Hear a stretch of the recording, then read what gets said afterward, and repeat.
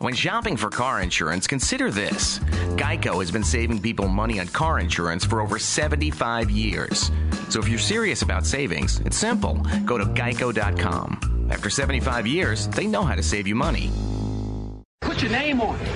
Just put your name on it. That's all I say. Be a man or a woman. Put your name on it. Well, I'd like to hear about it, potheads. How the fuck you gonna know how to be great if you don't study greatness? Look at the game tape. Donuts. If you want a battle, it's either that you will or you won't. You know, you're not a bad-looking man, Mr. Gals. But you are, Blanche. You are in that chair. There's something wrong with us. Something very, very wrong with us. Hey, man.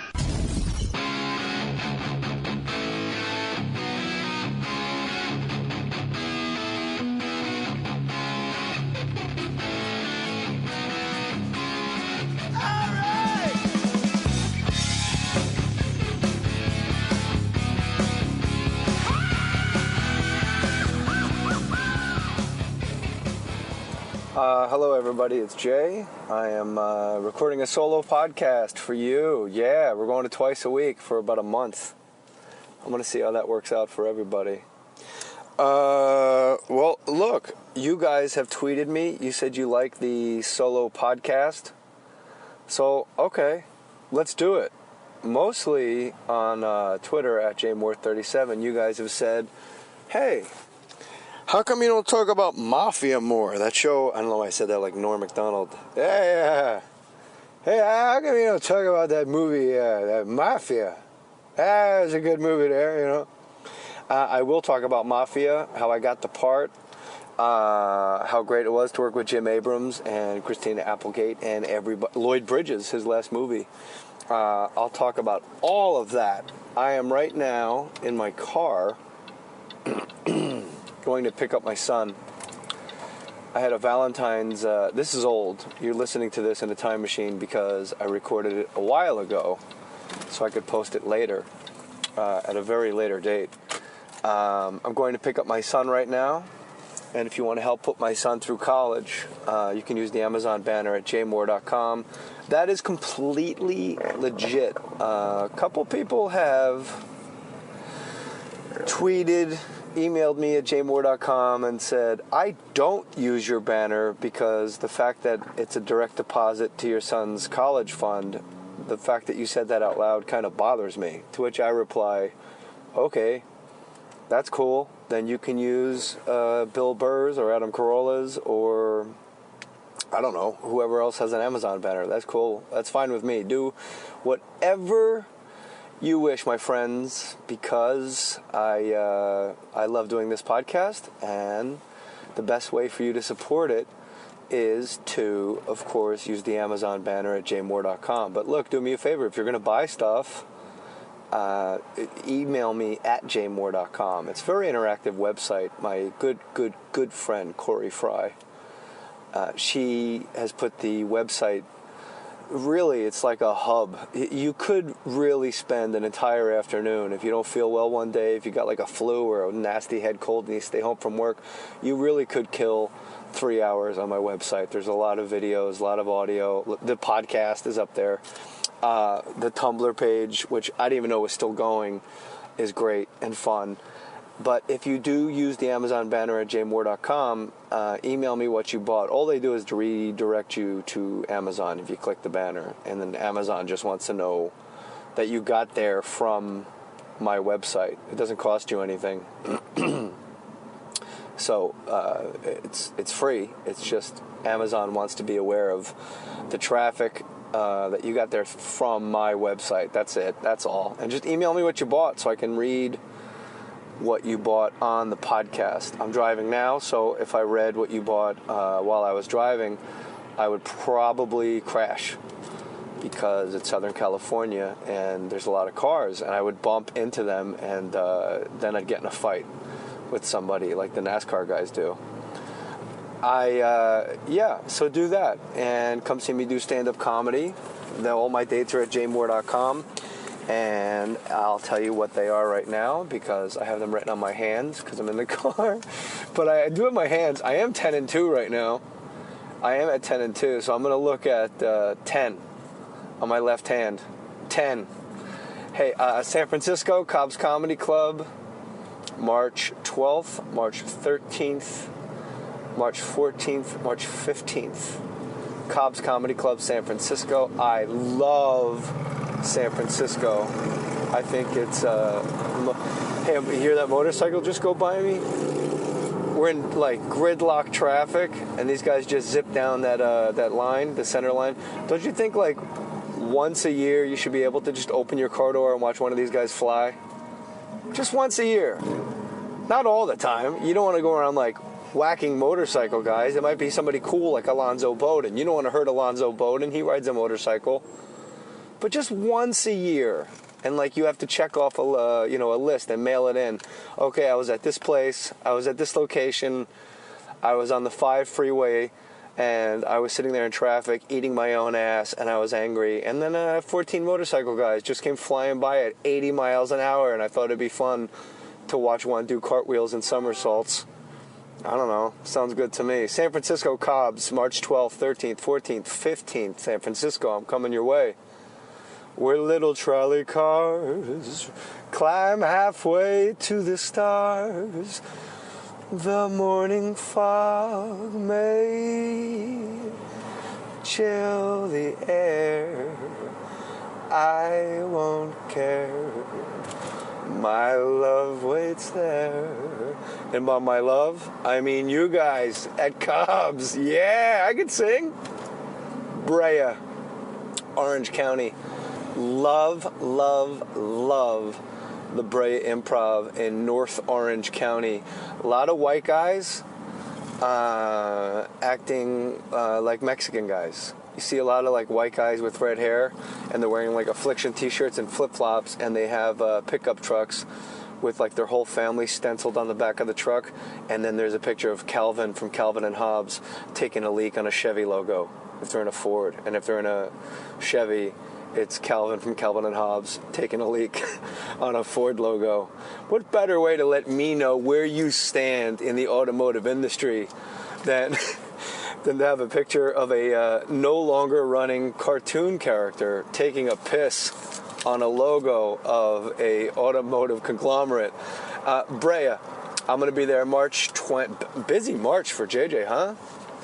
Yeah, third person. I'm going to refer to myself in the third person the rest of this podcast. So listen to JJ, okay?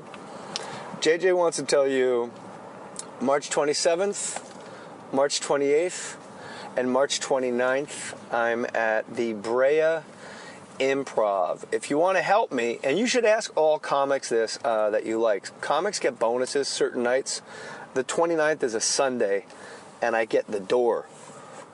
They get the bar, I get the door. So if you like fill it on Sunday, March 29th, Brea Improv, that's when I will make more money than normal.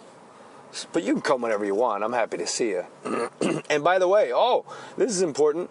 I do meet and greets at my shows. And the thing is, on my website, jaymohr.com, where I sell t-shirts and stuff, and you don't have to buy anything. I don't care if you buy anything. But if you do buy the blue Hey Man t-shirt, when I do the meet and greet, you're at the front of the line, and I spend extra time, and we really get to hang out.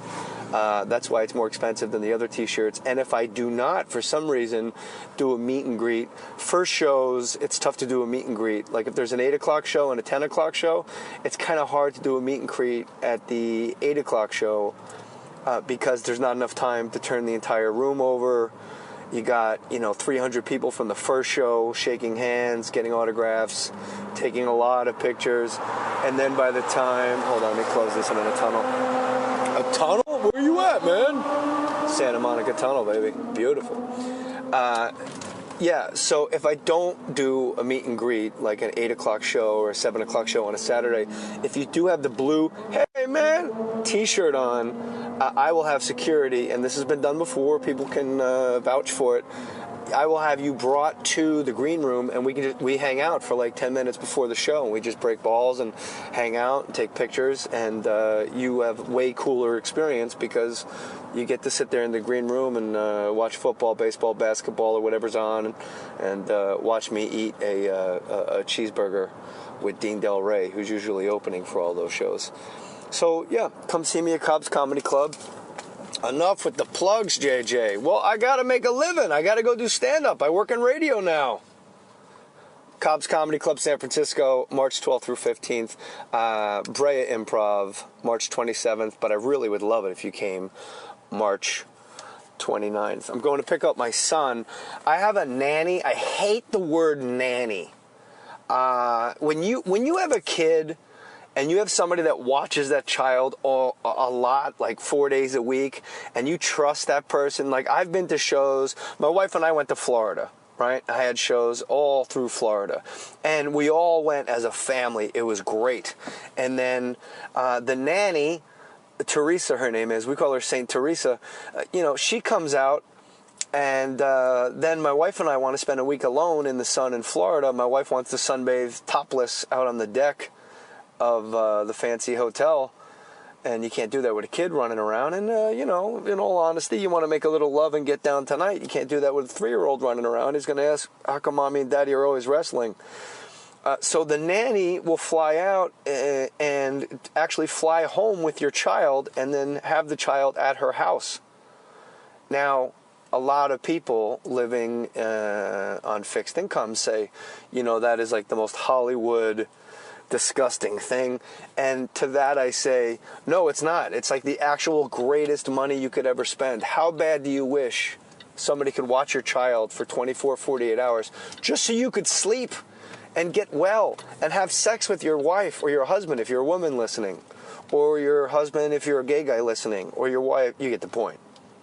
So right now, it's Valentine's Day weekend. I'm going to pick up my son because he went to St. Teresa's house for a couple nights. So my wife and I could do, Valentine's Day stuff. Like Cupid's arrow. As Russell Brand would say, Cupid had an arrow. He's a little baby.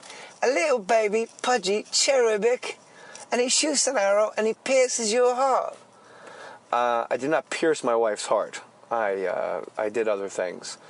So I'm going to pick him up, and he's healthy. He was sick earlier, 2 weeks ago. He had a horrible, horrible, horrible chest and head cold. Turned out he had bronchitis.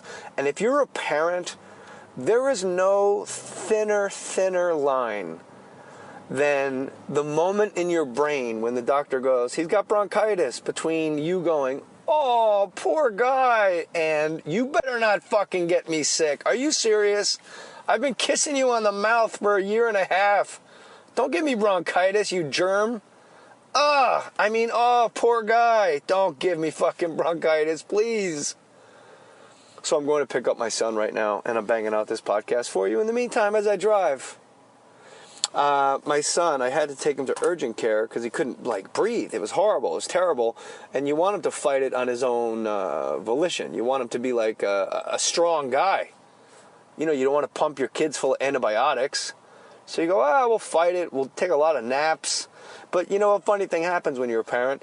You ask a 3-year-old who has purple circles under their eyes. They look like they just got punched out. They got 2 black eyes.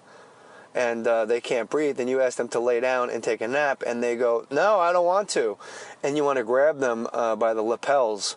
I like to imagine a 3-year-old wearing an outfit with lapels, like maybe a nice suit, like a summer suit, like a nice seersucker, maybe like a linen suit, like a striped linen suit, and he's got like a little pocket kerchief, and he has like lapels, and you grab him by his lapels and his little fancy suit, and you want to say, you don't want to take a nap?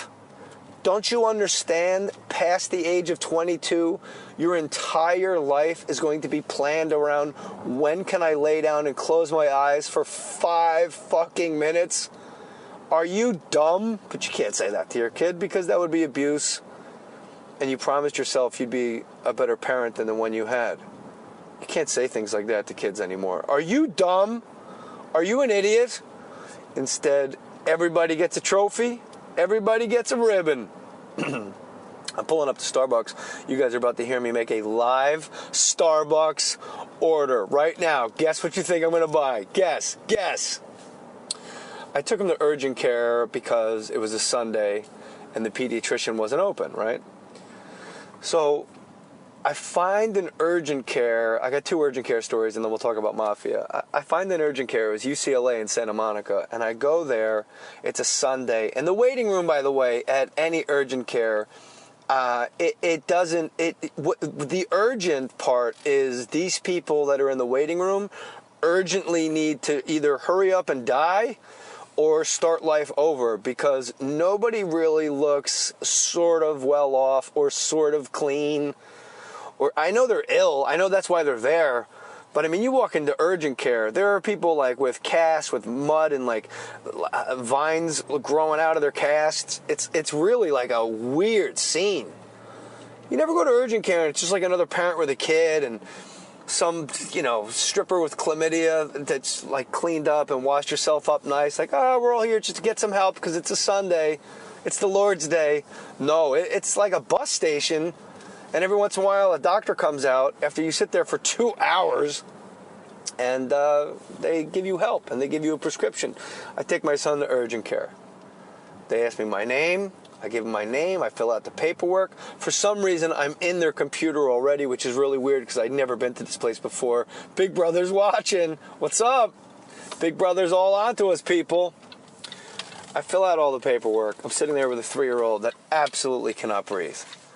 And the guy behind the counter who does not speak English well. And I don't think English was his first language. And I'm not sure it was his second, to be honest with you. I think maybe this man was quadlingual. And I think English was bringing up to qua in quad. He handed me another piece of paper. He goes, could you fill this out? This is a piece of paper that says you're the guarantor. I said, what? He said, this is a piece of paper that says you're the guarantor. I said, I don't know what that means. He says, you're the guarantor. Hold on, here's Starbucks. You're going to like this story, though. Hi, thanks for choosing Starbucks. What can I get started for you? Hi, could I get a venti red eye, please, with room? Red eye, is that going to be hot? Yes, please. And did you want any room for milk, cream, or sugar? Yeah, I'd like room, please. Room, terrific. So that's a venti red eye hot with room. Yes, love. Thank you. Great, we'll see you at the window. Thanks. See how nice that is? Yes, please. Thank you. See how nice you can be to people? That lady has no idea. She was just on the Mohr Stories podcast. Whoa!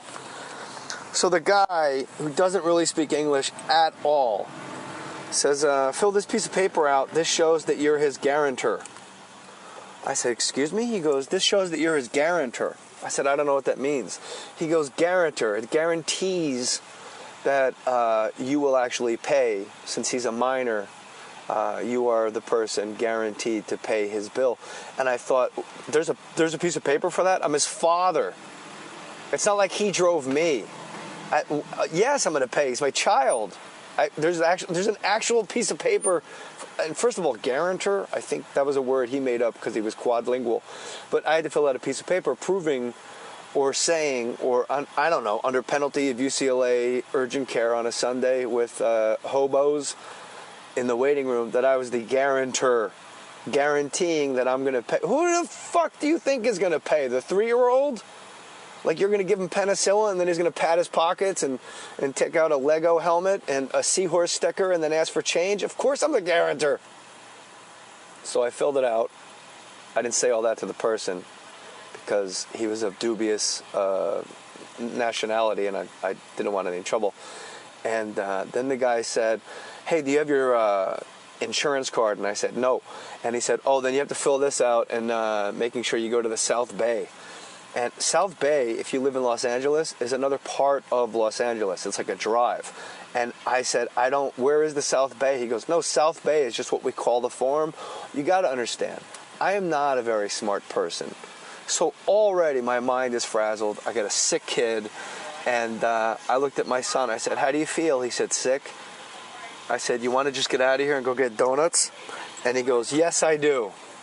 So we bounce out of urgent care.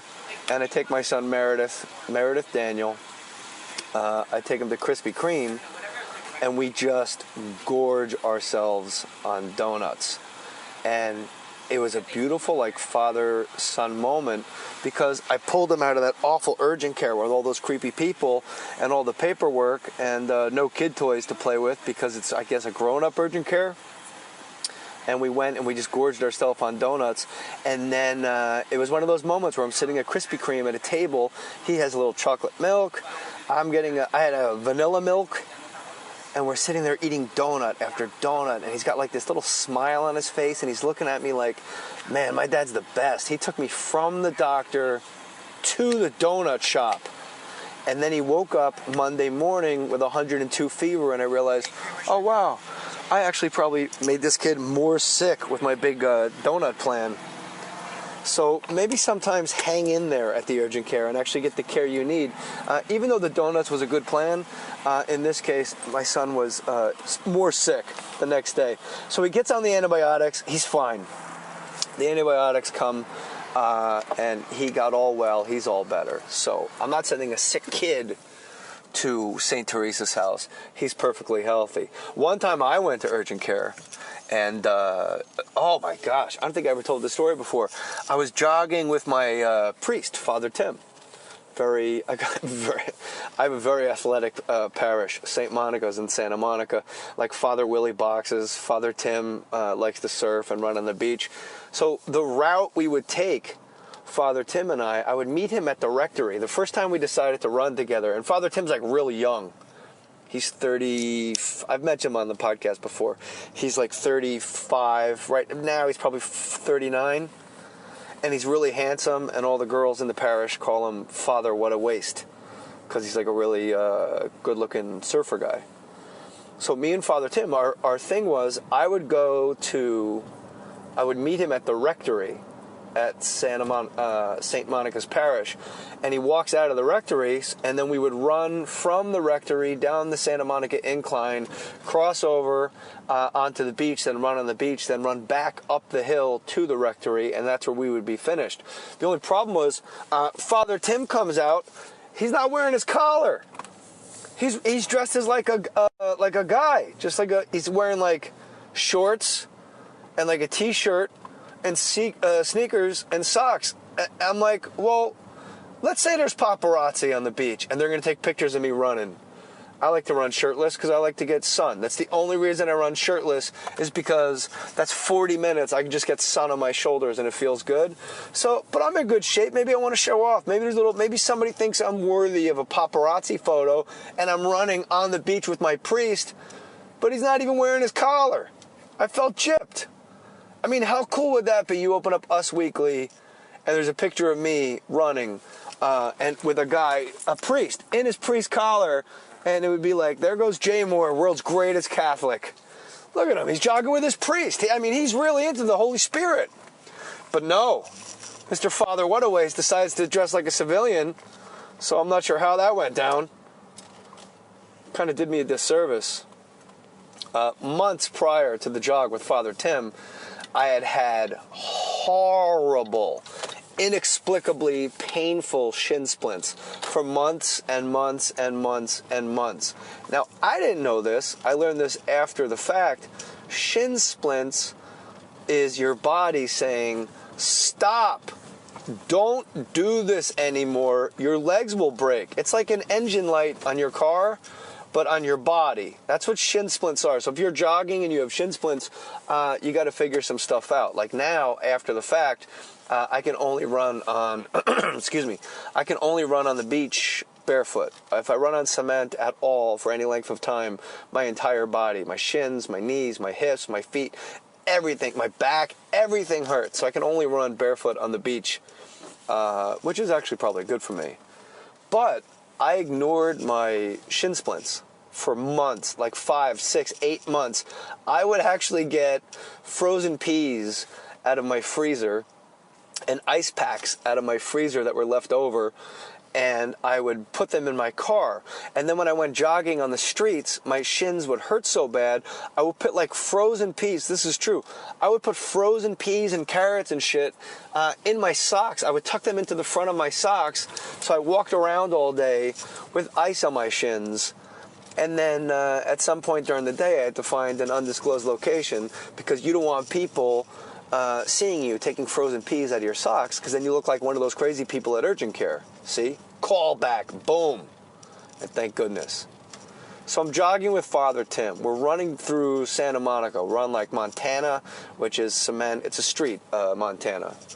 We're jogging all over the place. And then by the time we get to, I don't know, like a half mile, my leg feels like when you blow out a tire. And I don't want to say anything to Father Tim because I feel like I've broken my leg. Not I feel like, I know I've broken my leg. It's one of those pains where there's no ambiguity whatsoever, where you go, oh my God, this could only be one thing. Just like, you know what I mean? Like something hurts on your body and you go, I'm going to the doctor now. This is not okay. So I feel like my leg broke. I look down at my left leg and it looks like I have 3 kneecaps. And I go, okay, something is broken. This is really bad. I have to go to the hospital. And I look over at Father Tim, and he's just jogging with this ethereal light, this beautiful light, because he works for the Lord. And I can't tell a priest, hey, I'm hurt, let's stop. Because he's going to tell me, hey, you know, Jesus, he was in a lot of pain, walked to Galilee. You know, he probably could have pulled up, but he decided to keep going. I mean, Jesus he carried a cross all the way to his own death. He called it. He called his own shot in the book of John. He didn't stop. So I kept it to myself. So what I did instead was I said to Father Tim, I go, hey, do you ever do any cross training? And he goes, what do you mean? I go, how about we stop jogging and we'll just see who can do the most push-ups? So there I am with my priest outside of Starbucks on the sidewalk with like many, many, many people watching us. And we're just banging out push-ups. And then I realize, oh, this guy's going to like quadruple or triple my push-up outtake. This is a bad plan. He's in better shape than me. It's not like I'm going to do 150,000 push-ups and he's going to do 20 and I'm going to be like, hold on, I'm not done yet. So I finally have to cop to my priest, Father Tim. I think I broke my leg, so I have to go to urgent care. So I get my iPhone and I type in urgent care, Santa Monica. There's none. Urgent care, the nearest one that comes up is urgent care Malibu. It says, all right, urgent care Malibu is 3.3 miles from where you are right now. And I'm like, okay, great. I pull up to urgent care Malibu. My leg is absolutely there. I can't put any weight on it whatsoever. It's awful. I get to urgent care Malibu, and the sign out front says 10 a.m. to 10 p.m. There's actual hours to urgent care. Now, I don't run a health facility, but that's not urgent care. That's care. Urgent care is 24 hours. I broke my leg at like 9:05. I'm in the urgent care parking lot at 9:30. So now I got to sit in my car for a half hour waiting for semi-urgent care to open. That's not urgent. If I had bitten by a rattlesnake, I would have died. Do you know what I mean? If I was having a heart attack, I would just be flopping around outside of my truck in the parking lot of semi-urgent care Malibu. So, 10 o'clock rolls around. I'm sitting in my truck throbbing. Like I can't take how bad my left leg is hurting, and it's awful. So, I see people inside urgent care Malibu, semi-urgent care Malibu on Pacific Coast Highway. And then at exactly at 10 o'clock, the kid takes the sign from closed, cerrado, because it is Los Angeles, and he flips it over to open, abierto. And then he points to me like he knew I was there the whole time, and he waves to me like, okay, come on in. Now, I'm parked all the way across the parking lot because every parking spot is blue, like for handicap parking, and I don't have handicap plates or anything. I don't want to get a ticket, too, or get towed and have to take my damn crutches 3.5 miles home. So I actually get out of my truck, and on my right leg, I hop 60 yards, 50, I don't want to exaggerate, 40 yards from my truck to the front door of semi-urgent care Malibu, and the kid's holding the door for me. He's like a young nurse, like a surfer guy, like, I don't know, 28 years old. And as I get to the door hopping, he goes, yo, bro, I totally should have come out and gotten you with a wheelchair. I'm like, yeah, you think? What gave that away?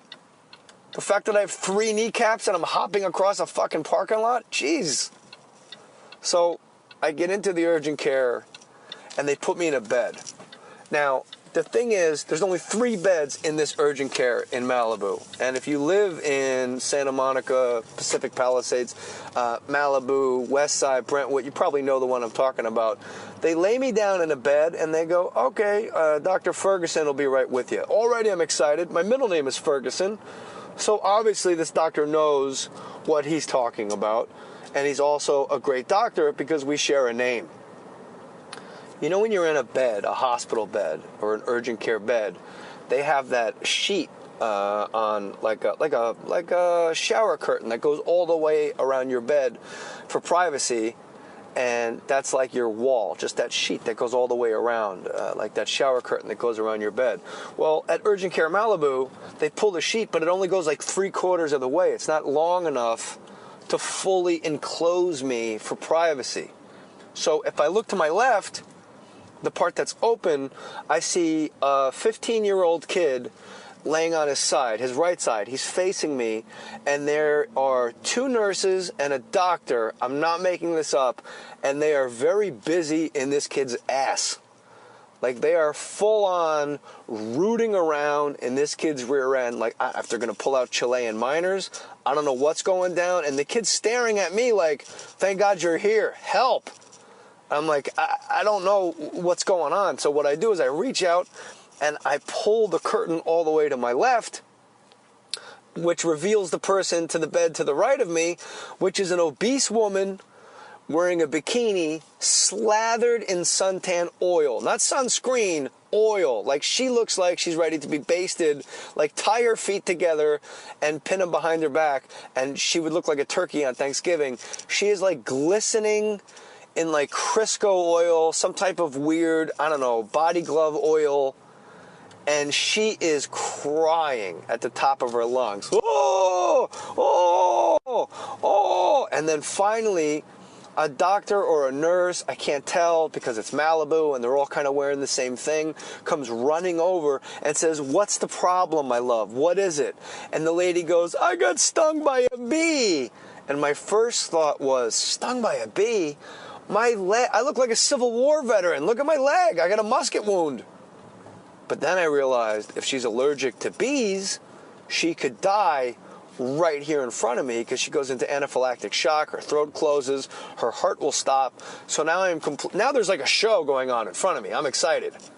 I don't want the lady to die, but I mean, it's not the worst story that you would tell at a party. In fact, it'd be the opposite. It would be like, oh my God, I got a story. Like right now, I could tell you this. She didn't die. But if she did die, wouldn't that be amazing right now on the podcast if I told you about the time I watched a lady die from a bee sting?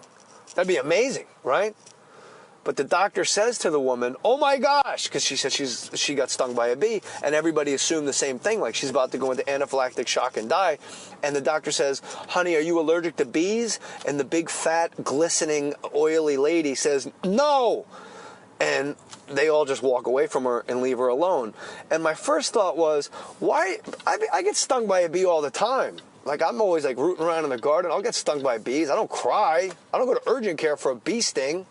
I don't know where it stung her. Maybe it stung her someplace unmentionable, one of her pink parts, where you would go to urgent care. That was my first thought. My second thought was, how the fuck did these 2 people get in here before me? I mean, I was there when the guy flipped the sign from closed to open. Like, did they sleep over? I was very confused. Very, very confused. I'm going to finish the story in a second. Got to give love to some commercial sponsors. And all you people, oh, by the way, everybody that tweets me that the podcast has too many commercials, 3 minutes, 55 seconds total in an hour-long podcast. And a lot of times it's an hour and a half. So you guys can kiss my ass. Listen to these real quick, and I'm going to finish up this story and then talk about mafia. Springtime is the best time to visit Vegas and get the best deals. My name is Jay Mohr. I go to Vegas all the time, and I always check in at Vegas.com and figure out the best place to stay for the best price. Spring break, March Madness, NASCAR, clubs, EDM events. You're going to want to go to Vegas.com. With a little help from your friends at Vegas.com, you can save even more money. Listeners have saved real money at Vegas.com with exclusive offers like $84 off at the Bellagio, $56 off at Luxor. How about $100 off for Cirque du Soleil? I'll take it. And I did. Vegas.com. It's the only way to book Vegas, I'm telling you. Everybody knows insiders get the best deals. Be an insider. Be cool. Don't be like one of those weirdos that just show up with a fanny pack and a Hawaiian shirt. Go to Vegas.com and get the good deals in the good rooms. Dropwatch continues to monitor the price even after you book. You know what Dropwatch is? It is Vegas.com's proprietary tool. It's called Dropwatch. It promises to lower the rates as the rates get low. So even if you go to Vegas.com and get a good rate, if that rate gets lower, Dropwatch drops it for you. Again, you got a best price guarantee even after you've been paid.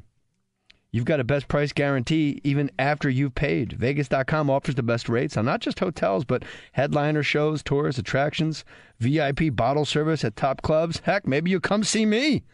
Go to Vegas.com right now, my friend. Click on the microphone in the top right corner and enter my code, Mohr, M-O-H-R, and receive an extra 10% off everything but air hotel packages. That's Vegas.com. Click on the microphone and get your bonus savings by using my secret code, Mohr. Don't tell anybody. M-O-H-R. It's a secret code, but I'm going to give it to you. Book it today. Vegas.com. I get very itchy, dry skin in the cold months. That's why I use Tricom. Tricom works like no other anti-itch product. A recent study shows that Tricom 5 times more effective at reducing itch than 1% hydrocortisone, which, by the way, is a topical steroid. What are you going to do? Rub steroids into your hands? Have some crazy big steroid hands? You don't need that. You know what you need? Tricom, steroid-free. It's a safe thing to use for your entire family. Children 2 years and older. You don't want to rub it on a baby. That'd be weird. It's fast absorbing.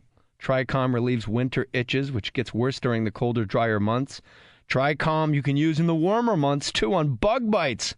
Poison ivy, poison oak, sumac, and other common skin irritations. Let me tell you something. Most people aren't aware that a product they use, like hydrocortisone, is a topical steroid. Most people have 2 to 3 anti-itch products in their medicine cabinets. Do you know what that means? That means none of them work. That means none of them work if you have 2 or 3. Get one. Get Tricom. Tricom is backed by the itch-free guarantee. If a user like you, let's say you get Tricom and you don't like it, you can use the entire thing and send them back an empty tube, and they'll give you a full refund, even after you use the whole thing. Tricom, my friends. Get after it. All right, so the lady with the bee sting that's not allergic to bees is freaking out, and she's screaming and blubbering. And as she cries and sobs, I'm watching her fat jiggle. And I'm not mocking obese or fat people at all. It's just, you have to understand, I'm in excruciating pain. To my left, there's a kid with people with like forceps and speculums and like a jeweler's loop. Like how a jeweler would look at a diamond through a loop. They're looking in this kid's asshole. I don't want to see that. That's frightening. Maybe I'm next. Maybe I went to the wrong place. So I decided to keep the show to my right open to the big fat glistening lady who every time she cries, her whole body like ripples, like the fat crying ripple goes like from head to toe. It's fascinating. Like I've seen fat people like jog and kind of wiggle around, but I've never seen somebody laying flat on their back wearing a very tiny, tiny bikini, oiled and lubed up, crying, and then watch a sobbing fat ripple. That fascinated me, and I chose that to be the show that I was going to watch. Finally, Dr. Ferguson comes in, and he is not a he, he's a she, with the largest, and I mean largest, fake breasts I have ever seen in person in my life. Ever. Well, JJ, how do you know that they were fake breasts? Because they looked like bags of peat moss. It was absurd. And she was wearing like a low cut, almost like a James Pierce or like something from The Row. You like that? I know my fashion. I would have been good on Project Runway. I'm going to be a straight Tim Gunn. Make it work. Fake boobs as a doctor. I like it. Not too matchy, okay. I don't know why Tim Gunn sounded like Lorne Michaels. Jay, we're going to look in this young man's buttocks to see what we lost. If you could lean over and look at the fat lady, crying and whimpering and shimmering, that would help the show. So this Dr. Ferguson lady has, and I may or may not have changed the name to protect identities and not get sued. They are alarming. Like, not, hey, wow, those are big boobs. Like, oh my God, how do you type? How do you swing a golf club? How do you get in your car? They were distracting, to say the least, and I'm not turned on by them in the least. I'm more, holy shit, like, what the fuck went through your mind as a person who's an actual medical doctor that went to another medical doctor and said, hey, those giant bags of cement, I want those. You know the ones Heidi Montag had? I want her to look like a pussy. I want, if there's a shipwreck and we're all in the ocean, I want people floating towards my breasts as life preservers and a flotation. It was just bad. It was bad news. So they give me a whole bunch of x-rays, and she asked me on the pain chart what kind of pain I was in. And everybody knows that pain chart. The first guy's smiling. It's just happy faces, 1 through 10. First guy's smiling, so I don't know why he's on the pain chart to begin with. And it's not until like 6 where the smiley face actually turns a little hue of pinkish red and kind of looks bummed out. And then 8, he's hurt. 9 is hurt with like smoke coming out of his ears. And 10, he's crying. And I realized, well, I'm here because it's the worst pain I've ever felt in my life. And I'm about to say 10, but I can't say 10 because if you lit me on fire, it would go up. Like, I'm there because it's a 10. But if you came in and kicked my leg, it would go up more. Does that make sense?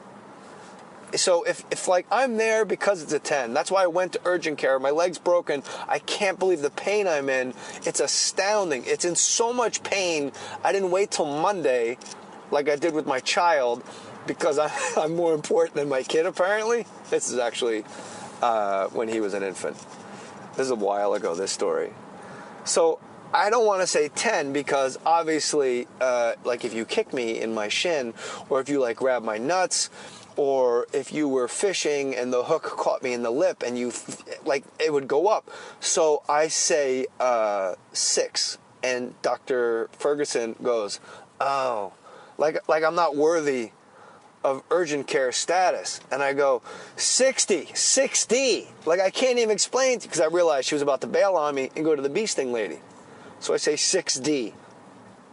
So what happens is they take like 5 or 6 x-rays, and it turns out I had a stress fracture, and I also had a torn meniscus, and they give me a cast on my left leg, an air cast, not like the good old school one that your friends sign, like that plaster one that gets all itchy. It's one I can actually take on and off. They give me a cast, they give me crutches, they give me a prescription for like pain medication, and then I'm driving home, and I can't wait to just get home and tell my wife, the beautiful Nicole Avery Cox Mohr.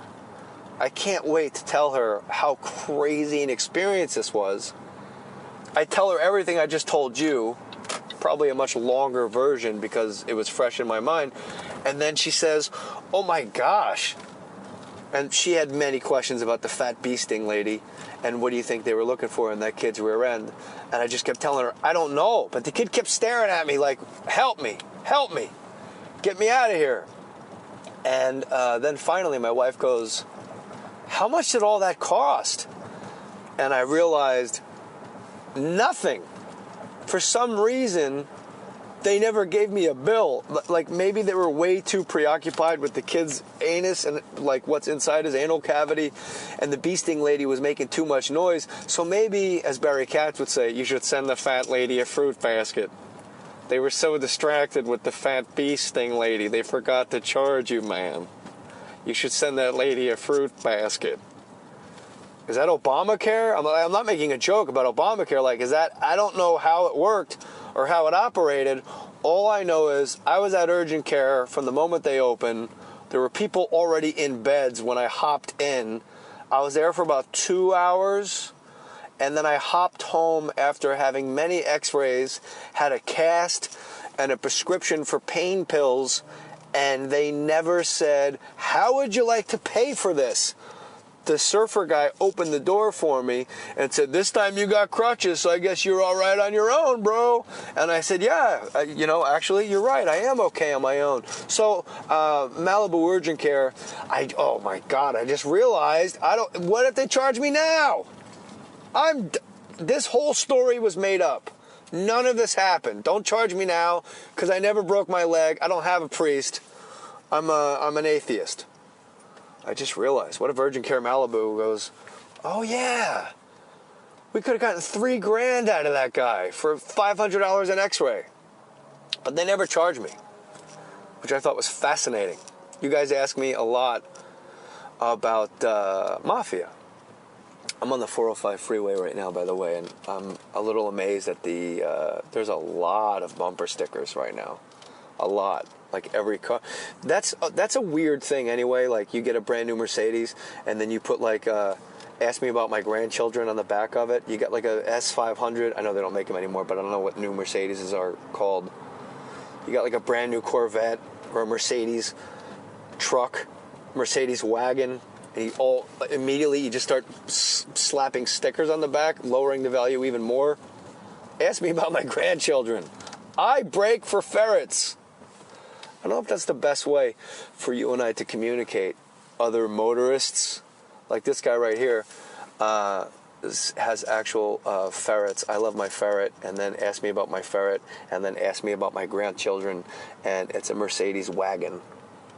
And I don't know what, like he needs me to know all that about him, but it's not like when he exits on Venice Boulevard to go to, Target, I'm going to follow him into the store and go, hey, what's going on with your grandchildren? What's going on with them? Do you like ferrets? I saw your bumper stickers. I followed you in. Anyway, I digress. Mafia, because you guys keep asking me to talk about Mafia, was an amazing experience. First of all, it's the only time I ever had my name above the title of the movie. Actually, that's not true. Seeing Other People, I believe my name was above the title. And by the way, Seeing Other People is my actual all-time favorite movie that I was ever in. And I think you would really love it if you got it. Let me take a sip of coffee. Hold on here. Delish. Oh, so yummy. Yeah, I went that long without tasting it. You like that? Committed to the podcast. Mafia was the first time it actually said Jay Mohr, Lloyd Bridges, Christina Applegate, and then under that was the name of the movie. And that's when you think you're like really hot shit in Hollywood. You're like, oh my God. Like I'm above the title. That's like a big thing. So that was a trip. The movie did not do particularly well. I think it made about like $48 million total. I think the budget for the movie was $80 million. So they got their teeth kicked in. But you read the script. It's written by Jim Abrams, who wrote Airplane and Hot Shots, that Charlie Sheen movie, Hot Shots and Hot Shots Part 2.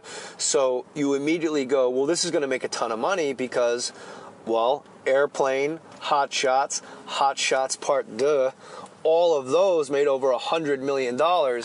This is fantastic. And as I was reading the script, I really thought it was hysterical, and it was hysterical, and the movie is hysterical.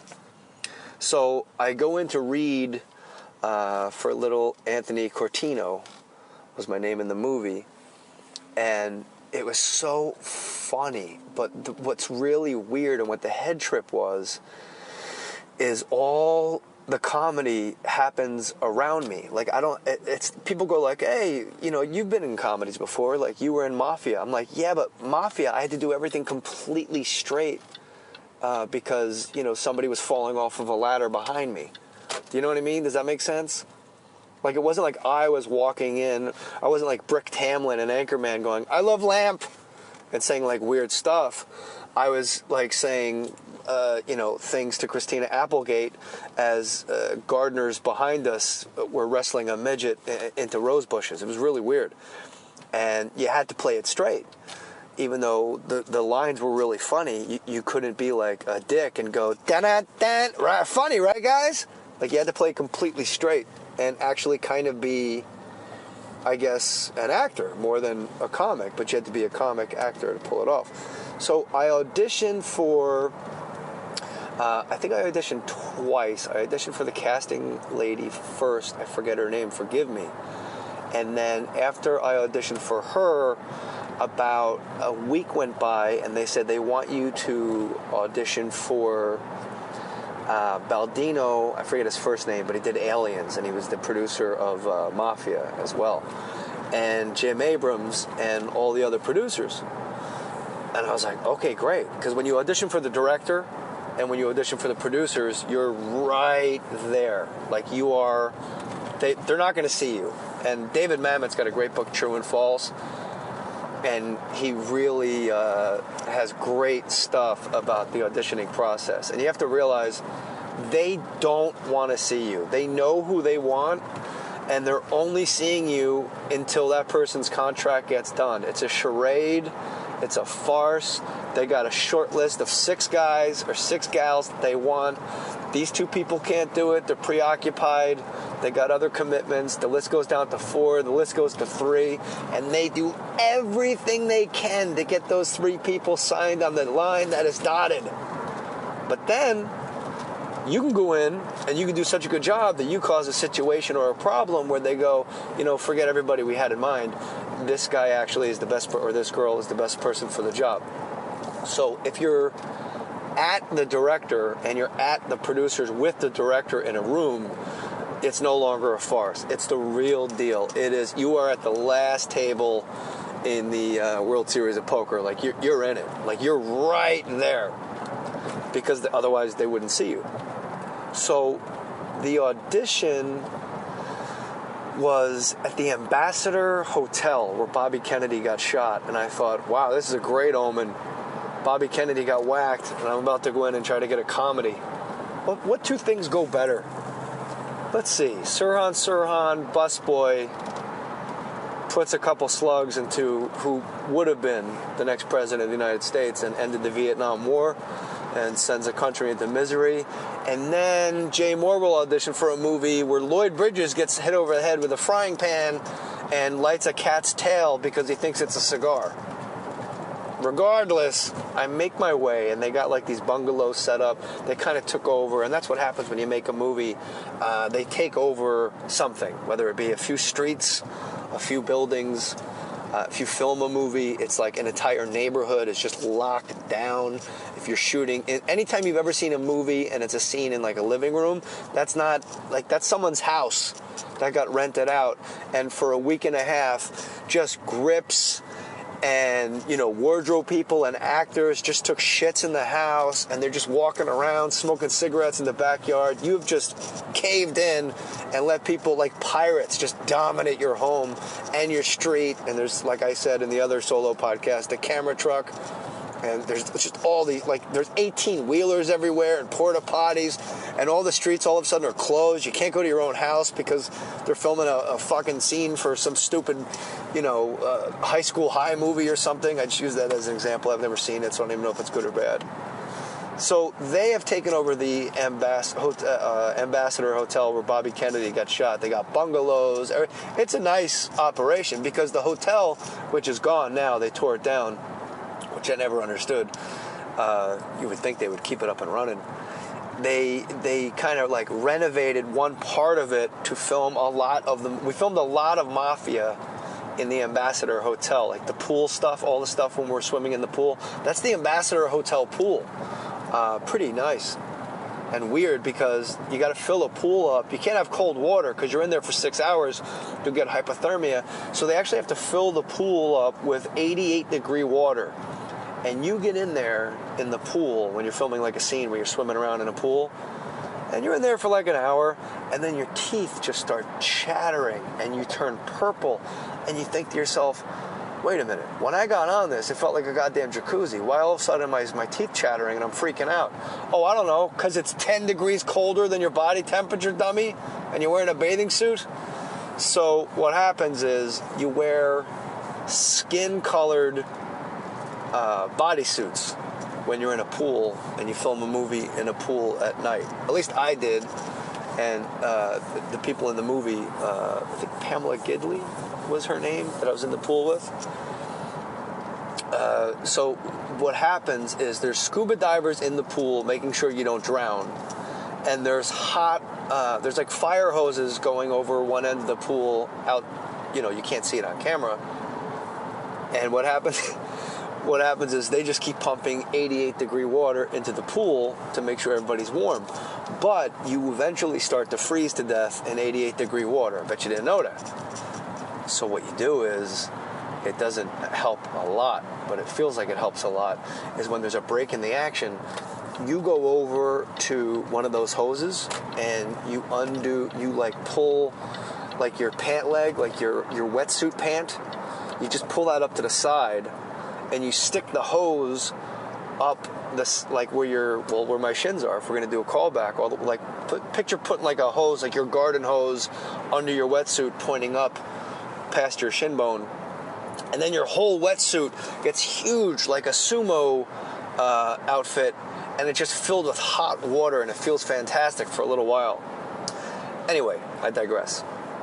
So, when I did the movie Mafia, that was Lloyd Bridges' last movie, and it was really, really sad because you could tell he wasn't long for this world. At one point, there's scenes where Lloyd Bridges, who was a beautiful guy, and he was really kind, where he's laying in a hospital bed, and I have to go talk to Lloyd Bridges, who plays my father in the movie. Like, he's Marlon Brando, and I'm like De Niro in Mafia. And he couldn't remember his lines, and they tried a lot. But what happened was, I stood so long with Lloyd Bridges during the filming of the movie that I could tell by the way he messed up a line. It's going to sound weird, but bear with me. I could tell by the way he messed up a line whether or not it was gone forever or if he was actually going to get back on track. And then what happened was, we were doing this scene where he was in the hospital bed, and I was standing by his bed and telling him, like people got whacked in the family and stuff like that, and we have to go to war, the mob war. And I realized, something was kind of slipping in his mind. He was never going to get those lines memorized, and I told Jim Abrams, who's a beautiful man, like a great, great, great guy, and he's got a beautiful son named Charlie. I told him, and they set up a teleprompter at the edge of the hospital bed, but that at one point became difficult for Lloyd. But, he died like 6 months after the fact. He was really sick. And just the fact that he was hanging in there and showing up at 6 a.m. and leaving at 8 p.m. Let you know the work ethic that the guy had. He was in Sea Hunt, for crying out loud. But Mafia, Christina Applegate was nice.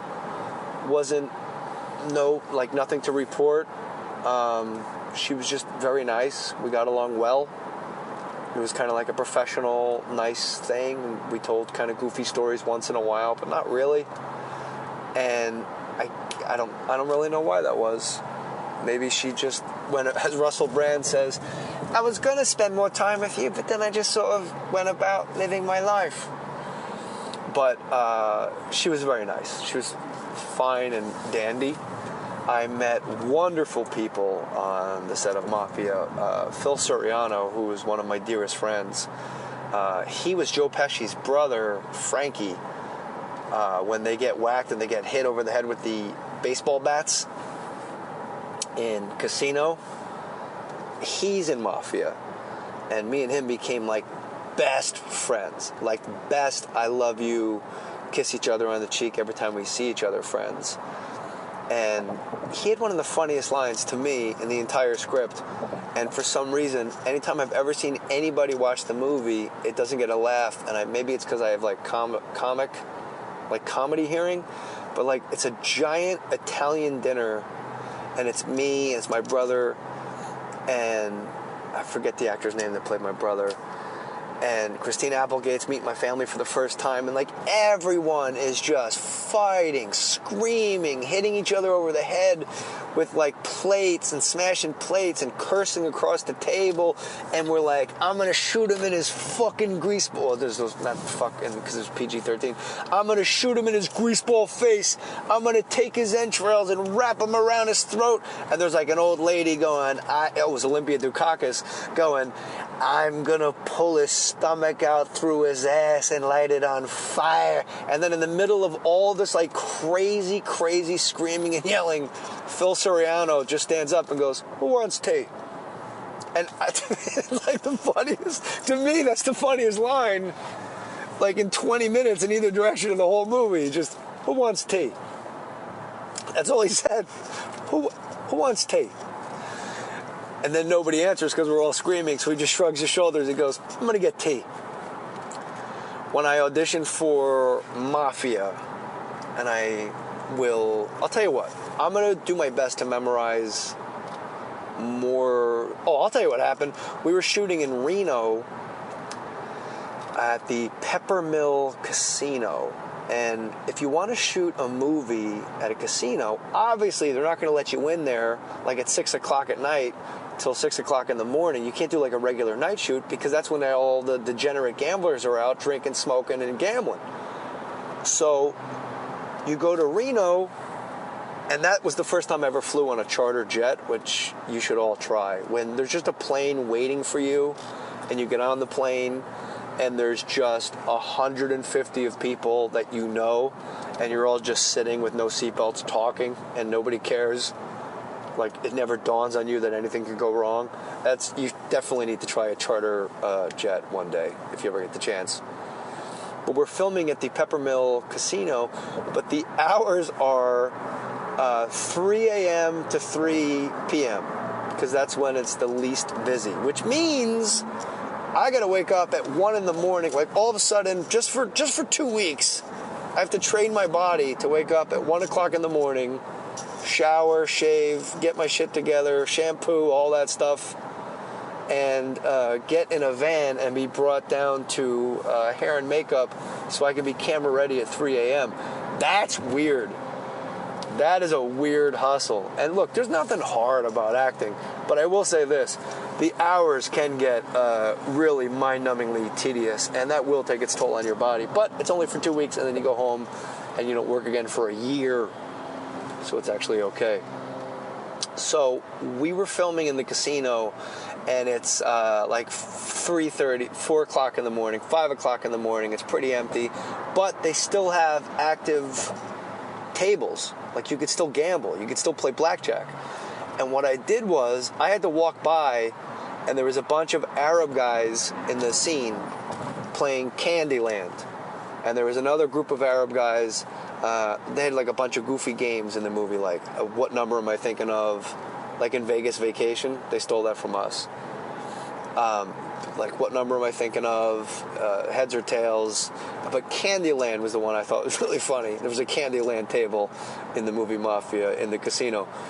And I remember I had to walk by and just look at the dealer of Candyland, or the guy that rolls the dice for Candyland, and say, hey, keep your eye on these guys. I think they're stealing towels. Because they have the stuff on their head, I don't know what you call it. I do, but I can't think of it right now. Because they're Arab men with the big, long things on their heads and their robes.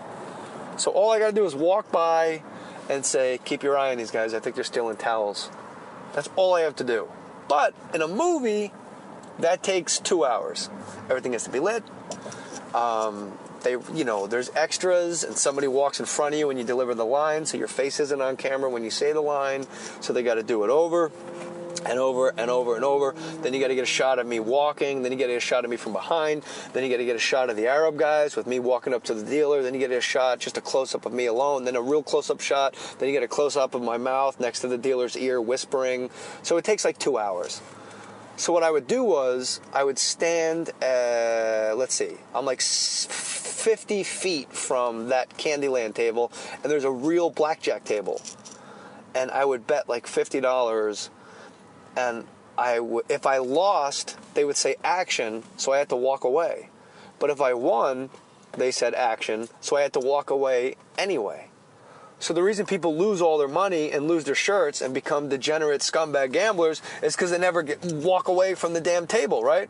So I didn't have a choice because they would go, and so like I'd be like, hit me, and he'd be like, okay, you won, and I'd be like, okay, double down, let's play again, and then I would win again. I'd win like $350, and I'd go, okay, let's action. So I would just have to take my chips, put them in my pocket, and walk and do the scene. I never won more money gambling in my life, only because Jim Abrams saying action forced me to walk away from the table. I'm sure I would have given thousands of dollars back to the Peppermill Casino. There's a scene of Mafia that got cut out where we're all playing softball, and the guy that plays my brother in the movie, he's a cokehead, and there's like shots of him like snorting the first baseline. It was fun. It was a fun scene to do, and I love baseball so much. They actually got the Reno minor league team. Hold on, I'm sipping coffee here. Well, you know what? That's getting not so hot. My coffee's not as hot as it was, so we're going to wrap this up. There was like an actual like minor league team in Reno, and they were playing the other team, the other softball team. So I, being Mr. like, hey, I'm a jock, I just go out into center field, and as these guys are just raking balls into the atmosphere, like they are crushing balls, and they're either going over the fence or close enough where I can make a jump and act like a hero and try to catch it over the fence. I'm just running all over the outfield with the mitt that I brought from home, my actual high school mitt that has 37 on it. And I realize after like 8 minutes, maybe 8 minutes, I am going to have a heart attack and die. And I can't figure out what's wrong with me. Like something is wrong. I cannot breathe. My heart, I took my pulse, and it was like 180.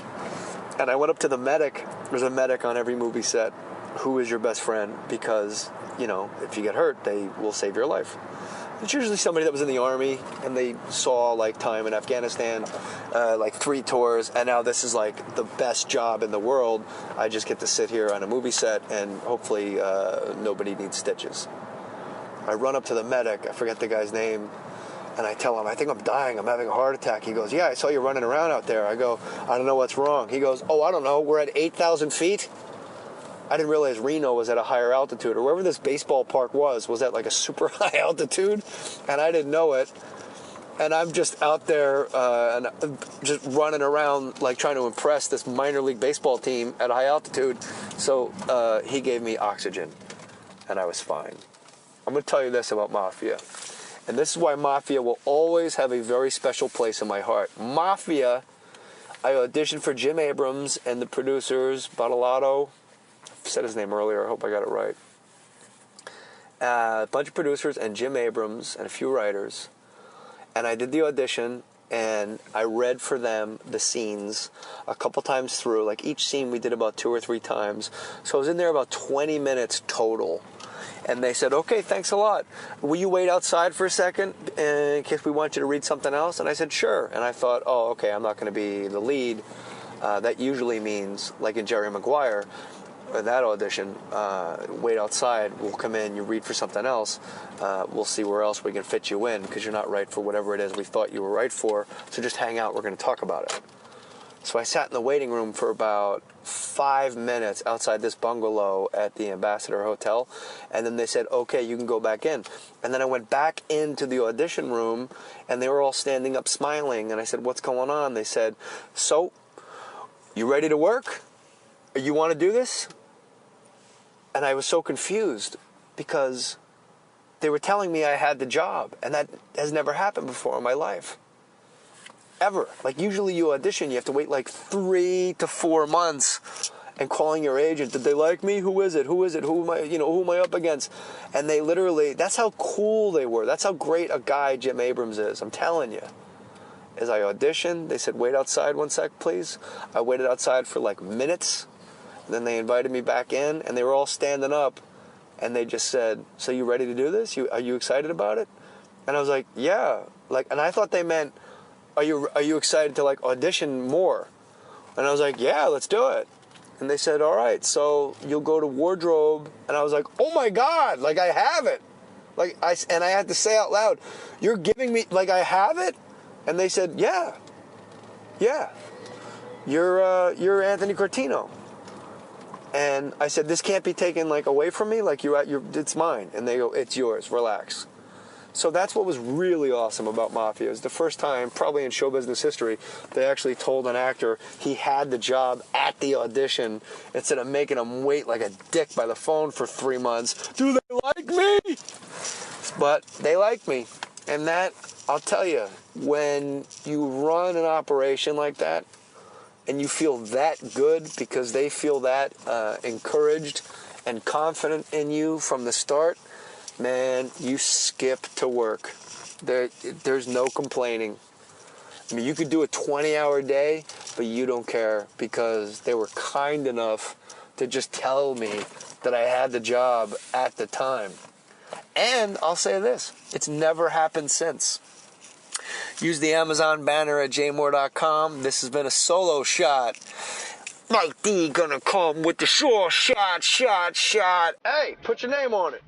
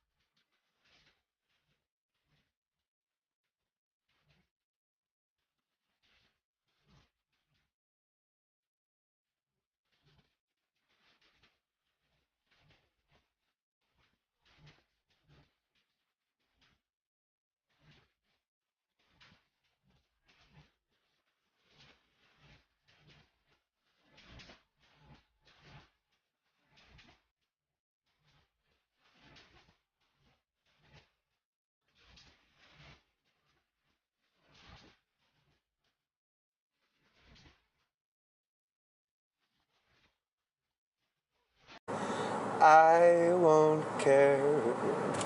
My love waits there. And by my love, I mean you guys at Cobb's. Yeah, I could sing. Brea, Orange County. Love the Brea Improv in North Orange County. A lot of white guys acting like Mexican guys. You see a lot of like white guys with red hair, and they're wearing like Affliction t-shirts and flip-flops, and they have pickup trucks with like their whole family stenciled on the back of the truck, and then there's a picture of Calvin from Calvin and Hobbes taking a leak on a Chevy logo if they're in a Ford, and if they're in a Chevy, it's Calvin from Calvin and Hobbes taking a leak on a Ford logo. What better way to let me know where you stand in the automotive industry than to have a picture of a no longer running cartoon character taking a piss on a logo of a automotive conglomerate. Brea, I'm going to be there March 20. Busy March for JJ, huh? Yeah, third person. I'm going to refer to myself in the third person the rest of this podcast. So listen to JJ, okay? JJ wants to tell you March 27th, March 28th, and March 29th, I'm at the Brea Improv. If you want to help me, and you should ask all comics this that you like. Comics get bonuses certain nights. The 29th is a Sunday, and I get the door. They get the bar, I get the door. So if you like fill it on Sunday, March 29th, Brea Improv, that's when I will make more money than normal. But you can come whenever you want. I'm happy to see you. And by the way, this is important. I do meet and greets at my shows. And the thing is, on my website, jaymohr.com, where I sell t-shirts and stuff, and you don't have to buy anything. I don't care if you buy anything. But if you do buy the blue Hey Man t-shirt bought on the podcast, I'm driving now, so if I read what you bought while I was driving, I would probably crash, because it's Southern California and there's a lot of cars, and I would bump into them, and then I'd get in a fight. with somebody like the NASCAR guys do. So do that. And come see me do stand-up comedy. Now, all my dates are at jaymohr.com. And I'll tell you what they are right now because I have them written on my hands because I'm in the car. But I do have my hands. I am 10-2 right now. I am at 10-2, so I'm going to look at 10 on my left hand. 10. Hey, San Francisco, Cobb's Comedy Club, March 12th, March 13th, March 14th, March 15th.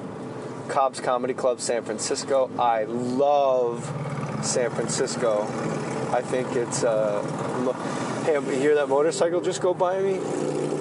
We're in like gridlock traffic and these guys just zip down that line, the center line. Don't you think like once a year you should be able to just open your car door and watch one of these guys fly?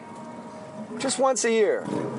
Not all the time. You don't want to go around like whacking motorcycle guys. It might be somebody cool like Alonzo Bowden. You don't want to hurt Alonzo Bowden. He rides a motorcycle. But just once a year, and like you have to check off a list and mail it in. Okay, I was at this place. I was at this location. I was on the 5 freeway, and I was sitting there in traffic, eating my own ass, and I was angry. And then 14 motorcycle guys just came flying by at 80 miles an hour, and I thought it'd be fun to watch one do cartwheels and somersaults.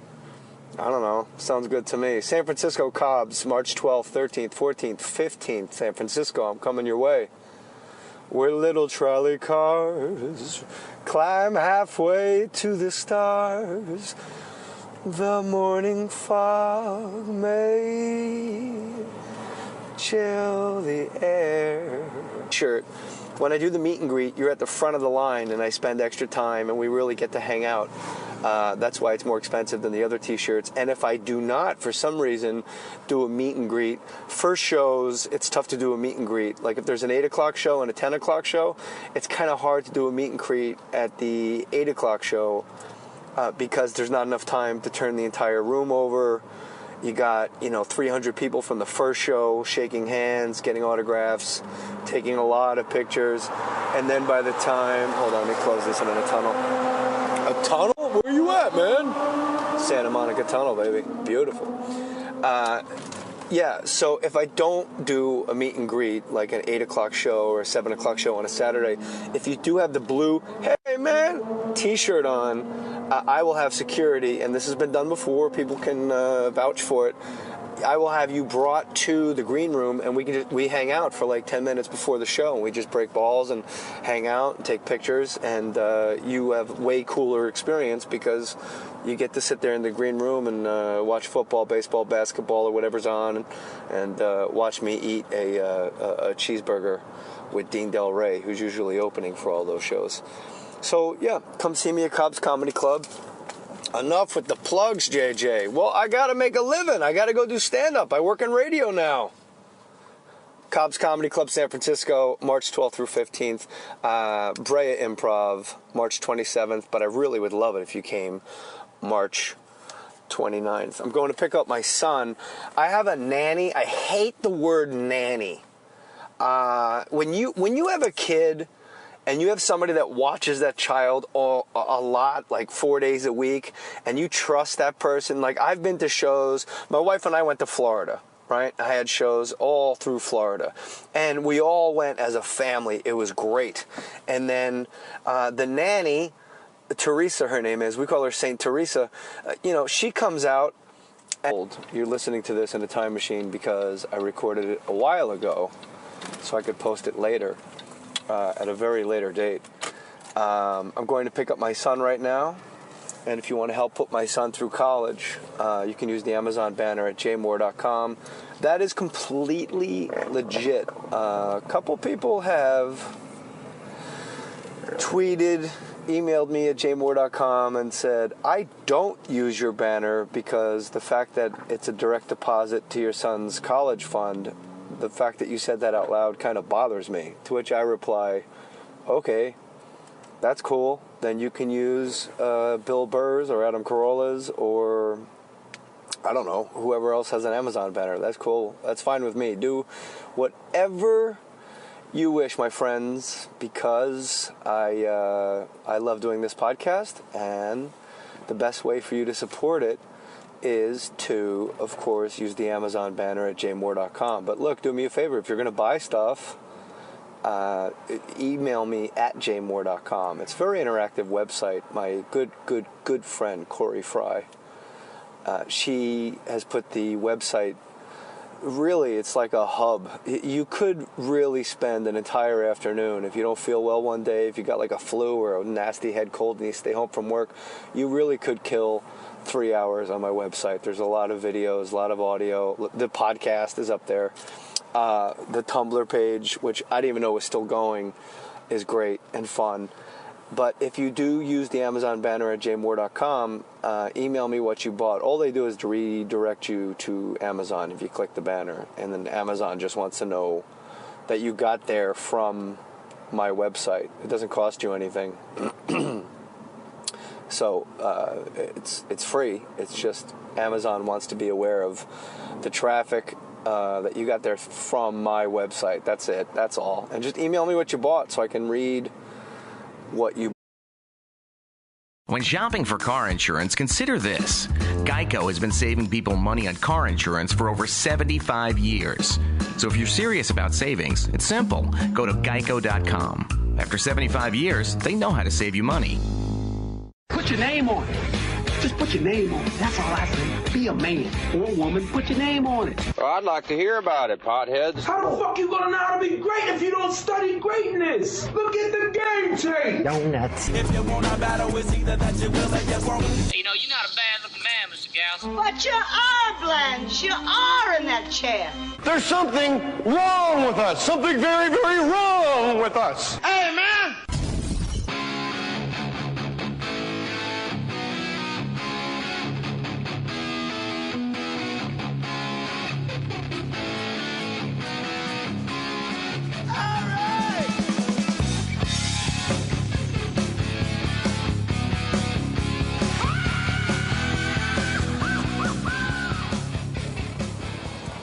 Hello, everybody. It's Jay. I am recording a solo podcast for you. Yeah, we're going to twice a week for about a month.